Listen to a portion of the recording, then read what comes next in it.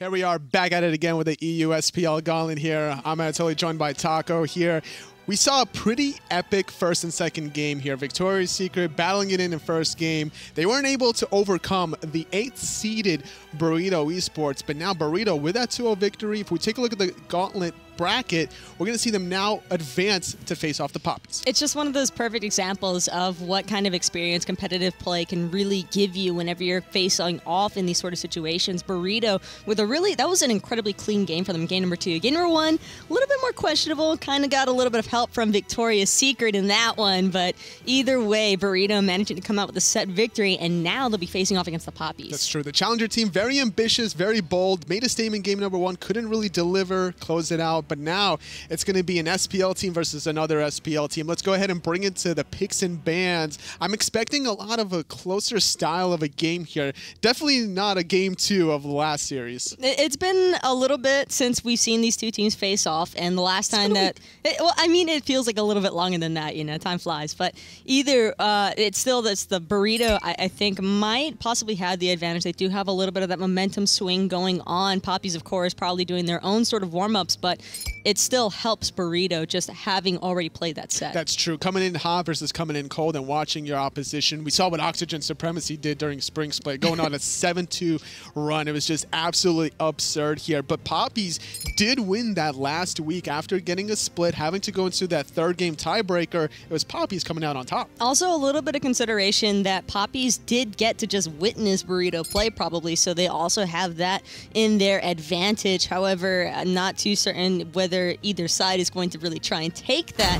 It could really go both ways. Are you a hot or a cold player? Would you rather like go into, let's say, a full day of Smite? Are you better on your first game of Smite or your last one? It depends on how the first one goes. I think that's the best way to say it, but I think that I would probably prefer having already gotten the set warm-up. I know one thing, though, Burrito's definitely preferring that AMC still being a top pick selection in EU. Flavor of the month, honestly, a Muzen Crabster making his debut yet again here in the Gauntlet. It was banned away in the last set a couple of times, and this is going to be showing us how much pressure this god can do, whether he's mid or in the dual lane. And Sola and Fafnir being the selections for Papis is leading me to believe that they might be looking for an objective shredding kind of composition, and sure enough, with that Hou Yi being locked in, that already spells so much opportunity for Papis early on if they're going to try and look for possibly the early Gold Furies or Portal Demons, try and secure some of that early map advantage. A little bit of a hybrid mix from Burrito. You have the aggressive Osiris to dive the backline and then the very passive Geb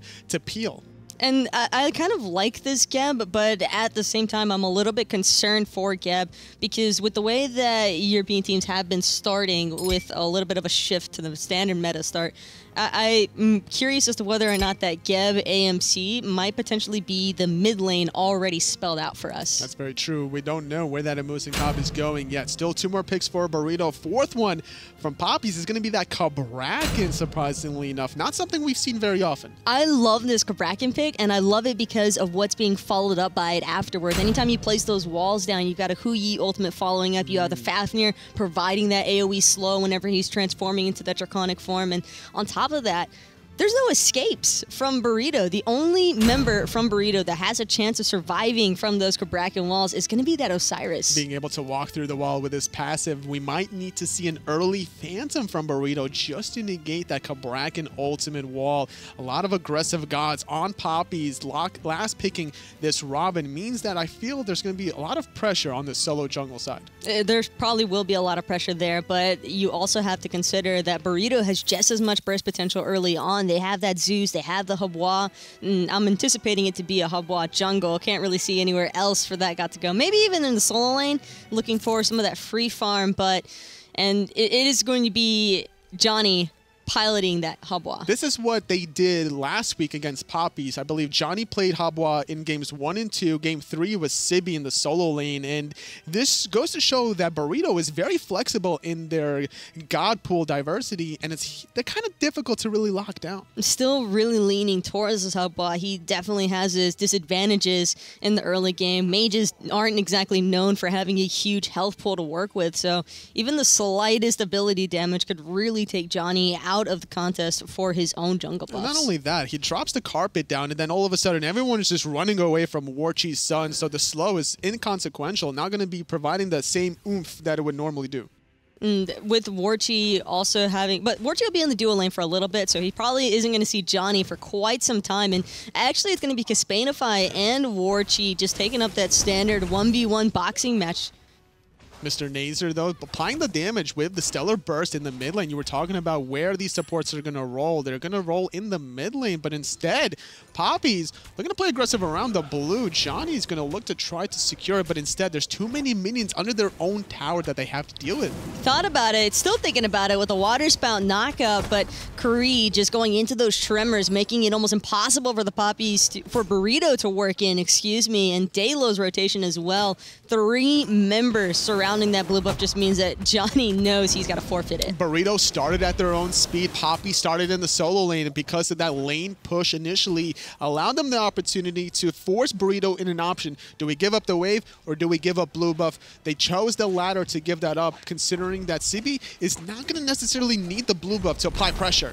Burrito, though, calling in the reinforcements, looking at these fire elementals. Actually, a sprint being popped by Sibi. He really wants to chase this one down. The buffs are both still up for the Papis, and it's going to be Burrito aggressing onto that blue buff. A 1-for-1 trade in terms of the blue buff, unless Kree can find this knock-up steal. The beautiful knock-up from Dzoni going to prevent that one from ever happening, though. The nice little 1-for-1 trade. Sibi still getting his blue buff. Great cleanse there by Fusify, just ensuring that Sibi doesn't take any follow-up damage from that hammer stun by Dracomarino. And now everybody's going to kind of just disperse back to the same lanes they were already farming. We're looking at the experience per minute now as the hunters are just skyrocketing over, despite all this sort of little mini action, because of how much experience was shared on the right side of the map between both of these teams.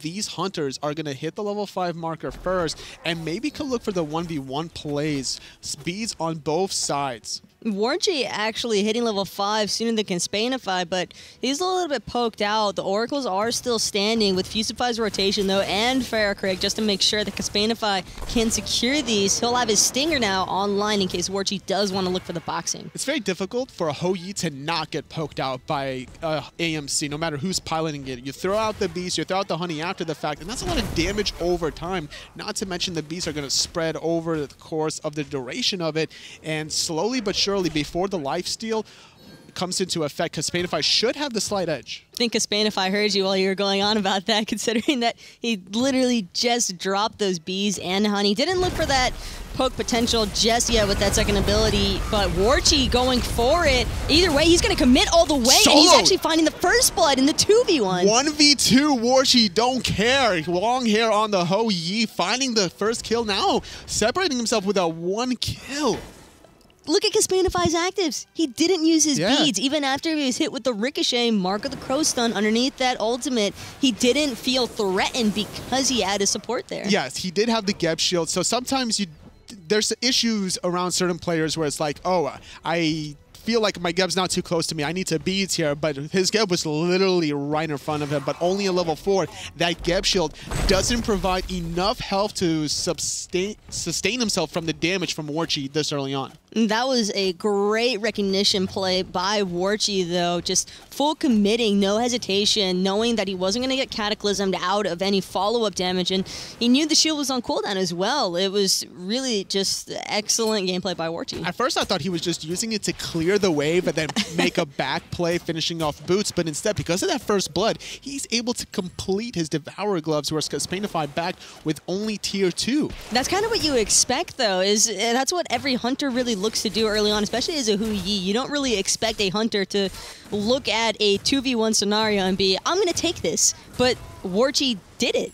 He's one of those players from Papis that's able to make plays like that. If I look at everybody from Papis, I'm looking specifically from Warchi to kind of make those highlight plays. And Warchi needs to make those kind of plays because those are the plays that are really going to put Papis ahead. Speaking of which, Fusify with the unfortunate blink ult there.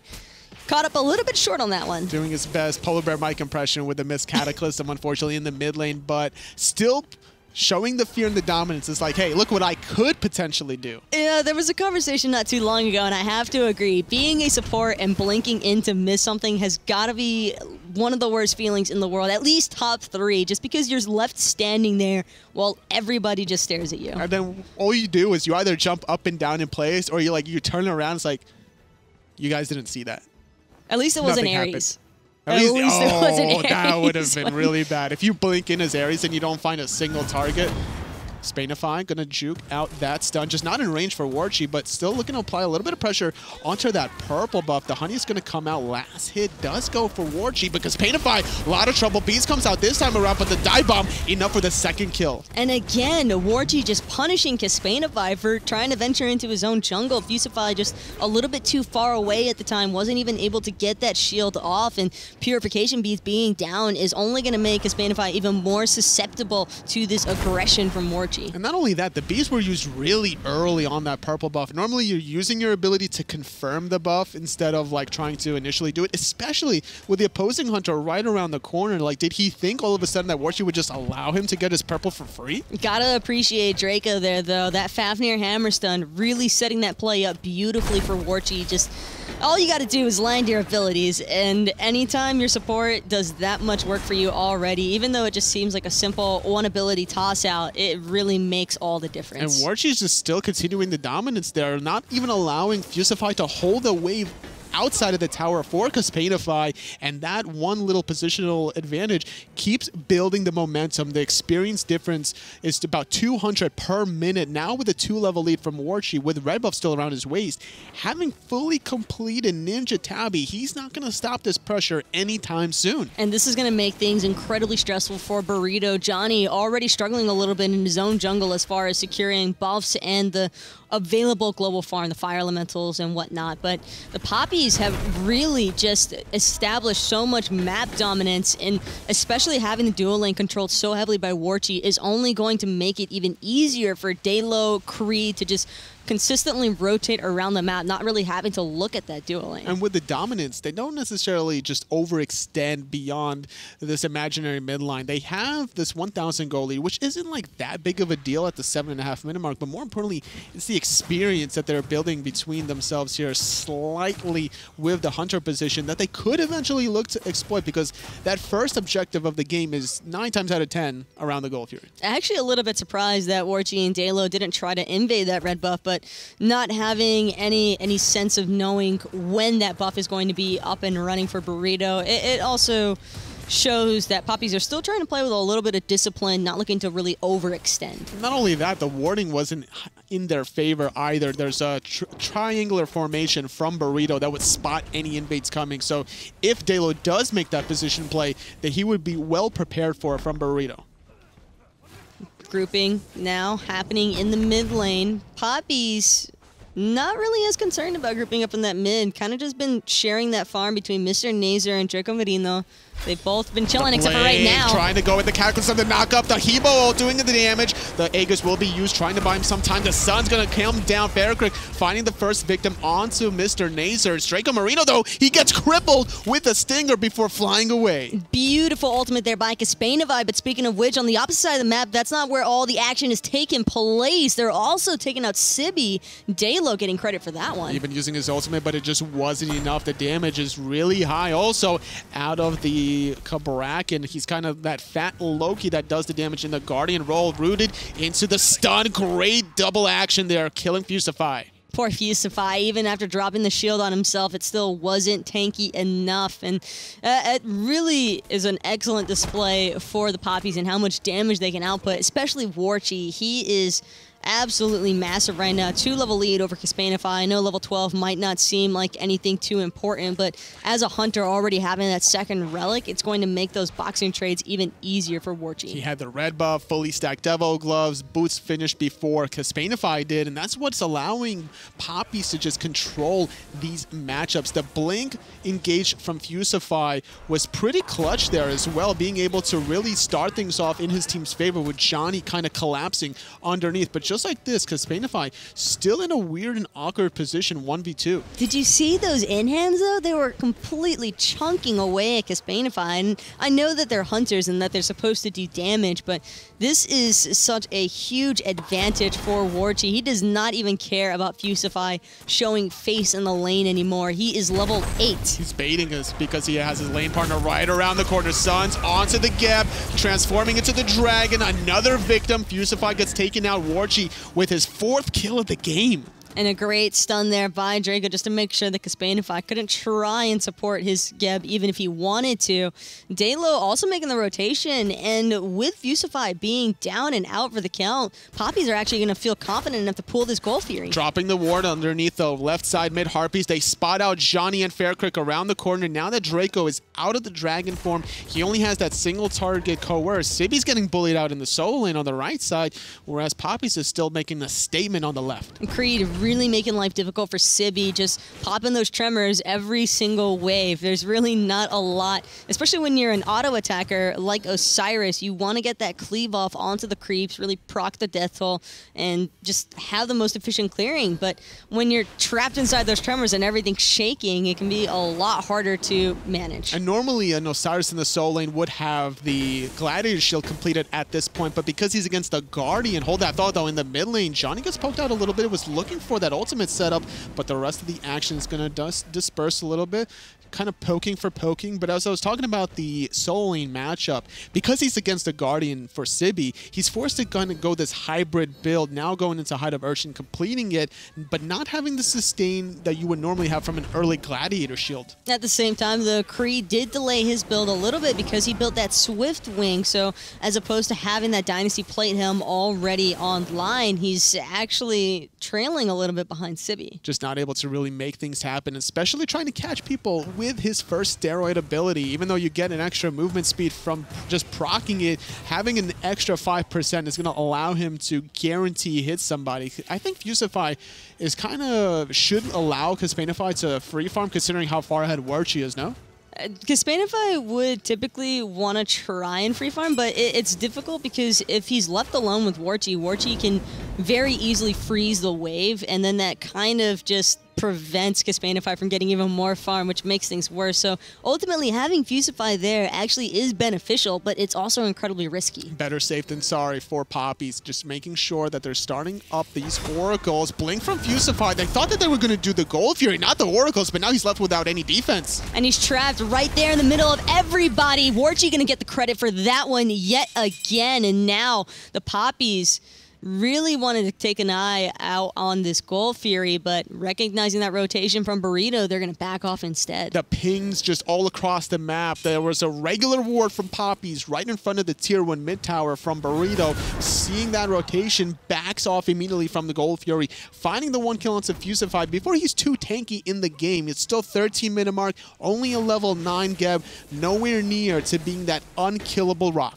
It seemed like a little bit of miscommunication there for Burrito, though. For Fusify to commit with that Blink Cataclysm, it really meant that the call had either been made for a Goal Fury engagement, defend, or let's go in on these Oracles. Oracles had already been secured, though, by the time he got there with that Blink, and it just turned into a really awkward situation where you're a Geb trapped behind a Goal Fury. And nobody was just close enough to follow up from that Blink Cataclysm, just wanting to peel it back. Now it's going to be a Blink from Dzoni. The knockup is good. The hammer is not going to be able to stun out Dzoni. Nice little egg is preventing it preemptively, but the bees is coming out. Dzoni's still looking to play very aggressive, but he's not pulling the trigger. Fusify instead will, and immediately Warchi getting crippled. Didn't have the bees available at the time. Can only egg us out so much damage for so long. Dzoni able to accomplish his initial mission of taking Warchi out. Warchi has been so incredibly fed this entire game, and 5-1-0. This is the time for Burrito to make plays when that Hunter isn't there to deal damage. Dzoni still having his ultimate. Kespainify hitting his ultimate means that he's resetting that Stinger cooldown from 90 to 20 seconds. The damage from Burrito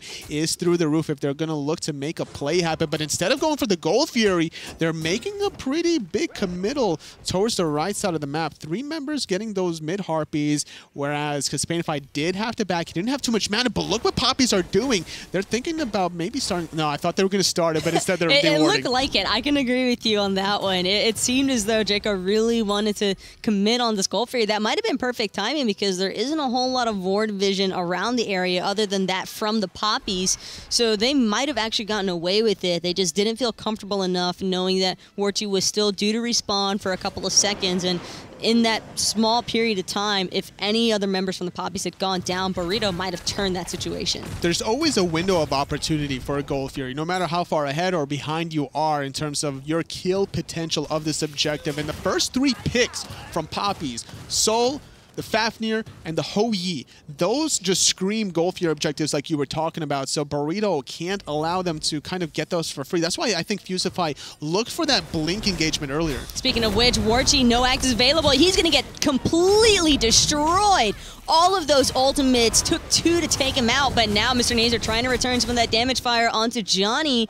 That Geb shield, though, going to keep him plenty healthy enough. I love the patience from Dzoni, not committing with the ultimate. Oracle's going for a Burrito yet again. Fusify setting up the plays, taking advantage of the fact that Warchi's relics were still on cooldown for about another 50 seconds or so beforehand, and that Stinger securing the kill. Gold Fury, though, very low from Burrito. It's going to get reset, though, and they secure it themselves. Dzoni, though, he's looking to get pretty low. Dheylo trying to commit. It's going to be Draco actually taking him out for the count, but FaraKrik making sure to return the favor to Dheylo. Now everybody's trying to collapse on top of Fusify. MrNazer going to get the last hit onto that one. Dracomarino, though, he's in a lot of trouble, and Kespainify will make sure he goes back to base as well. Burrito, they get the Gold Fury. They only lose 2 members as if they're getting 3 of their own. Sibi's very, very low under this tier 1 mid-tower Creed. It's going to pop the thorns and kill himself over that.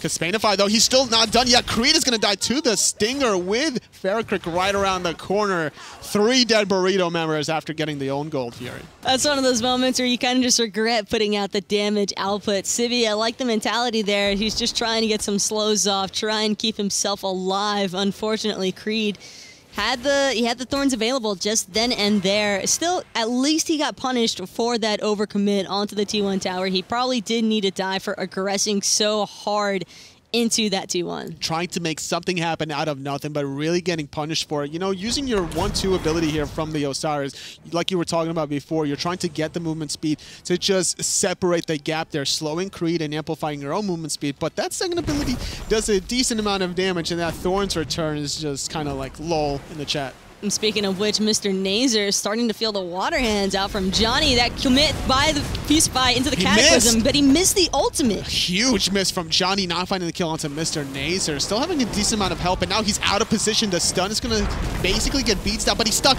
under that Cabrakan ultimate. Zeus ultimate. It's not going to be enough to save his jungler. The rest of Papis going to disengage after that 1 pick. I like what FaraKrik tried to do there, though, for his jungler. Dropping that Zeus ultimate down on top of the Cabrakan's ult means that the Papis don't really want to stand around in that area. They have enough range damage, though, to be able to take out Dzoni. Similar story with Warchi's ultimates. It's a huge zoning mechanism. Whether or not you actually deal the damage of all the ticks from the Zeus ultimate, the Hou Yi ultimate, the space control provided from those 2 abilities, it's what's going to make it or break it as these team fights keep happening. Warchi, though, he's got to be careful here. And speaking of careful, Fusify actually caught out a little bit here. He's going to be able to get out with the rollout. He managed to make it into the CC immunity portion. Nobody used that root duration opportunity to get in front of the gap to stop the rollout, but Papis confident enough to start up this Portal Demon, sitting at about 25% health, but instead they're shifting their attention to FaraKrik. The egg is buying enough time as MrNazer takes out Sibi, but the chase is on to Kespainify. And Draco, he's trying to get his Hammer Stuns out, but Dheylo's actually dealing with 3 members from Burrito on the back end. Poppy's still trying to take out this Portal Demon. They got to be careful because Kespainify is making that rotation as well. They get the objective. They killed out Sibi earlier on. It's a 5-on-4. Still Cabrakan ultimate to separate everybody from the left-hand side. Nice little stun into the slow from Dracomarino. The rest of Papis still need to disengage, though. And that shell, just in case, really concerned about that Hou Yi damage on top of Kespainify's. Warchi still hanging around, though, with Draco just to make sure that Burrito don't try anything special.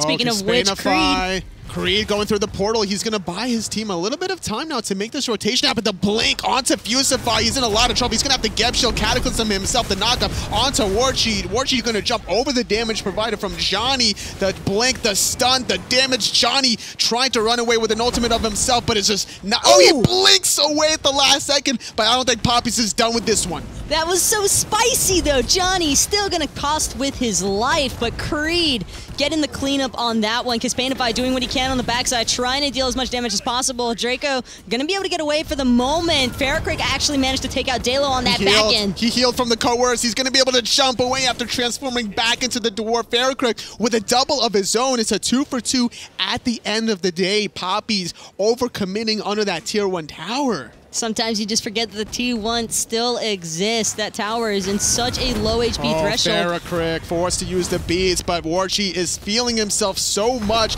MrNazer could follow up easily. Tier 1 does go down. Stellar Burst for the easy cleanup. No relics available for Farah. And Warchi just trusting his mid laner to get that cleanup kill. Doesn't even bother trying to stick around. Doesn't want to risk both of them getting caught out. He knew that MrNazer was going to be pushing forward past that T1 tower line, and with that in mind, he didn't want to die just in case MrNazer was taken out. Just cycling the tier 1 tower aggro play there. The hunter to the mid and then backwards and forwards, and it was MrNazer that was easily able to clean up once Warchi initially forced the early purification beads. Whenever you give a hunter this much momentum from the early game, being able to make a 1v2 play, you guarantee he's going to make a play when it's a 2-on-1 instead. Warchi, though, he does need to be careful. It's not the first time that we saw him get handled with a Cataclysm, a Stinger, straight into, speaking of which, Papis actually taking out the Gold Fury. Kespainify forcing the Purification Beach, trying to get away now from Dheylo, who's already committed the ultimate on them. He's trying to go on them. It's really hard. As Fusify is trying to escape himself, the support is going to fall in place of his hunter, but Papis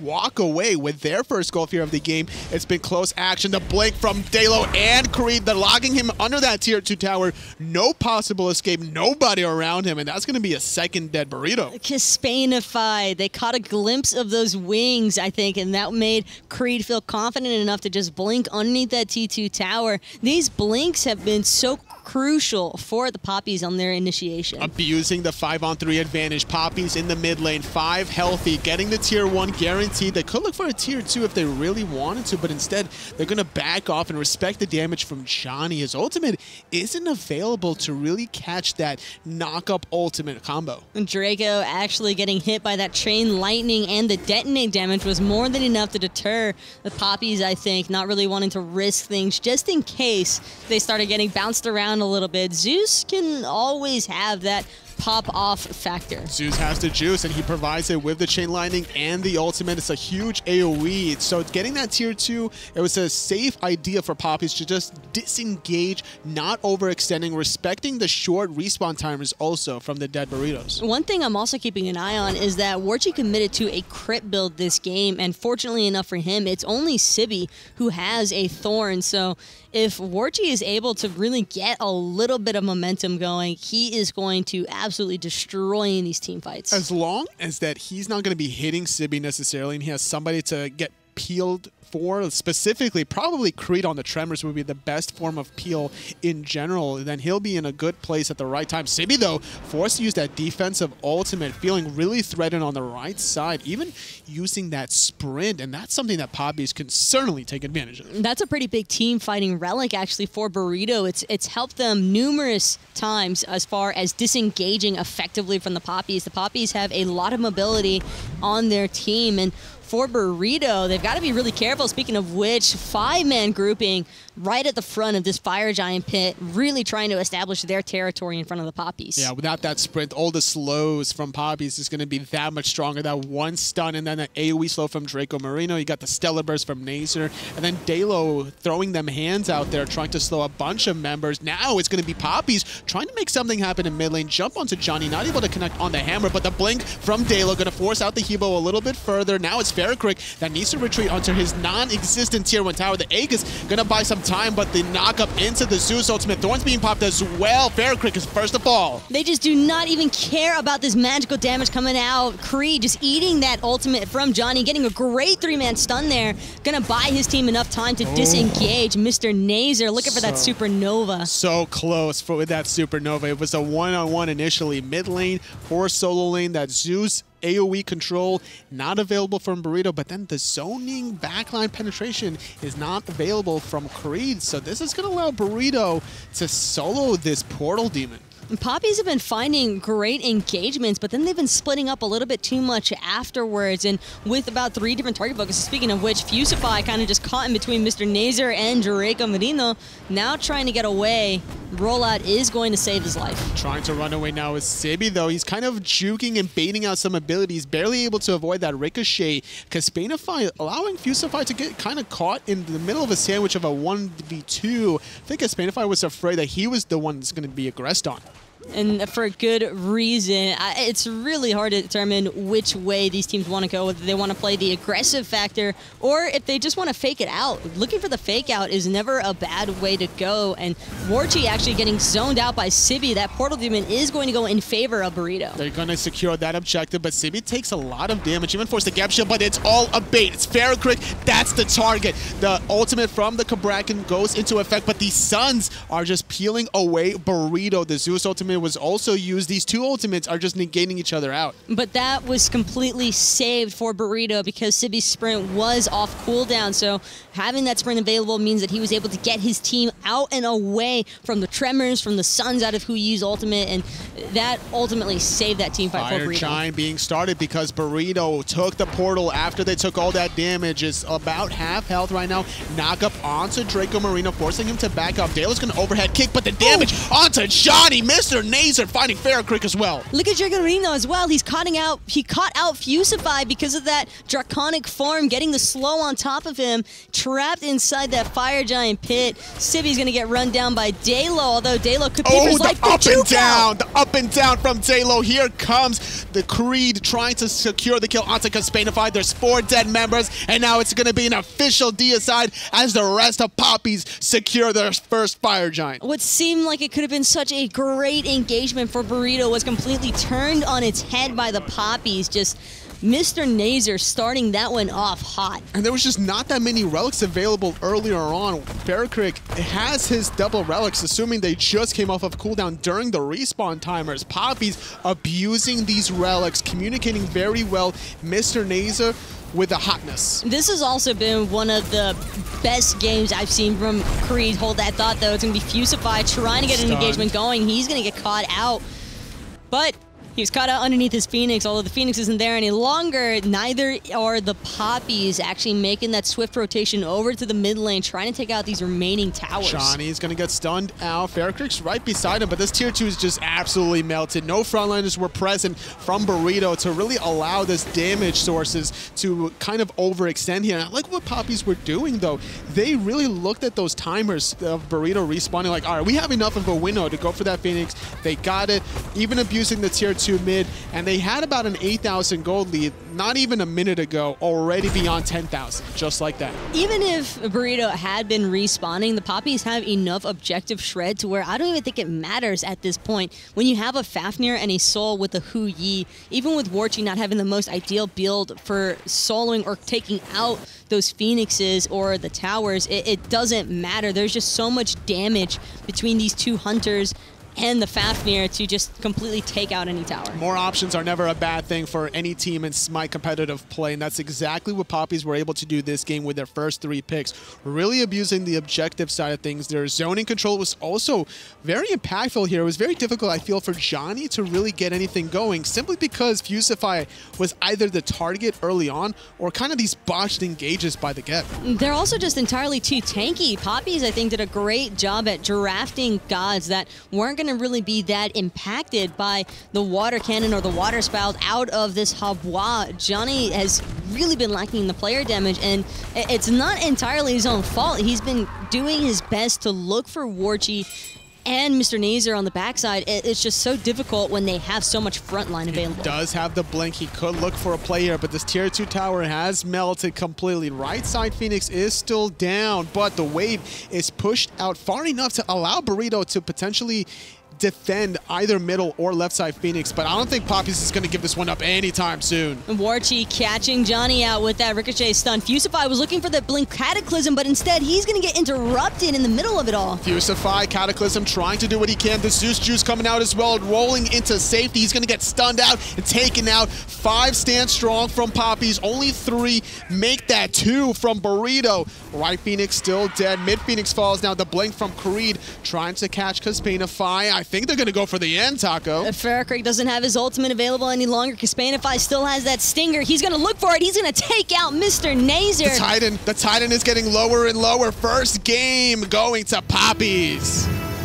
And a little bit of back and forth there, but still a really clean performance from the Papis. It didn't ever feel like they were out of control that game. Absolutely. They were just really able to take advantage of MrNazer on that soul play. Around that Portal Demon Fire Giant area, that Stellar Burst Supernova. If we take a quick look at the stats of this first game of this set, the second round of the Gauntlet, 25 kills, and more importantly, 50 assists from Papis. And just check out that damage mitigated as well. It might not seem like too much, but it's almost a 30,000 difference. Like 30K is a pretty significant difference because it felt like Burritos was never doing any damage, and that's part of the reason why. It's the Cabrakan passive, right? Not only does he mitigate for himself with that aura, but also his other teammates, and that allows any sort of engages to just keep the pressure applied from Papis. They didn't really just peel off with that aggression in game number 1, and I don't expect it here in game number 2 either. They never really had to peel off. That was kind of the issue that Burrito was dealing with against the Papis. It's even in the moments where there were a couple of shaky team fights for the Papis, but that was mostly from the Papis kind of just